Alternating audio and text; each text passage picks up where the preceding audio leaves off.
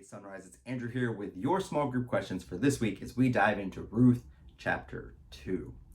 So last week we are introduced to Ruth, we're introduced to Naomi, these two main driving characters in our story, and this week we'll be introduced to our third main character in Boaz.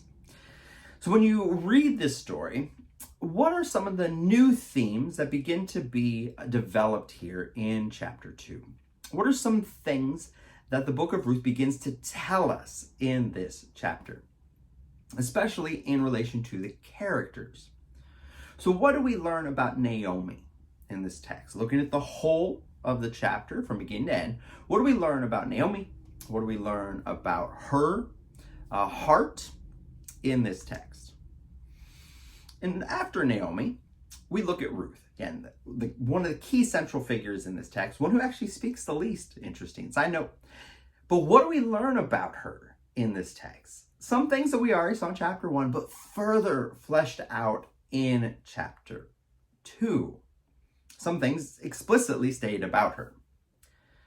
And then finally, what do we learn about Boaz? Who is Boaz in our narrative? What do we learn about him as a person? What do we learn about him as a relative? What do we learn about him as a man? Now, there's an introductory clause that opens our chapter that gives us some insight, but more as we develop the whole text. So just some of those things.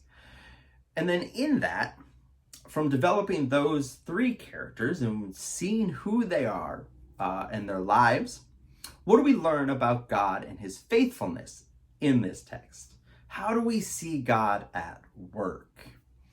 Again, it's a beautiful story. Now, we're only halfway through at this point. We're going to hit the midpoint here in a second through this chapter, but God is at work doing something. So what is it that God is doing, and how does this relate back to the introduction in chapter 1? How does this begin to pull us forward through our narrative?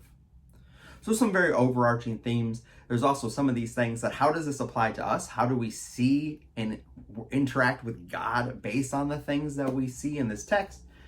And ultimately, how does this text continue to further point us forward to the Christ, the one who would come, the seed of the woman from Genesis, pulling itself through here into Ruth, looking for the one who is promised? How are all these things pushing us forward in our text?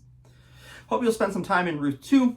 Continue to read the whole book. That was actually what I'd encourage you to read 1 through 4. It's, again, not a long text, but as you read the whole thing, you begin to further appreciate what happens here in chapter 2 as it sets up a lot of what's going to come in the coming weeks as we move through Advent together.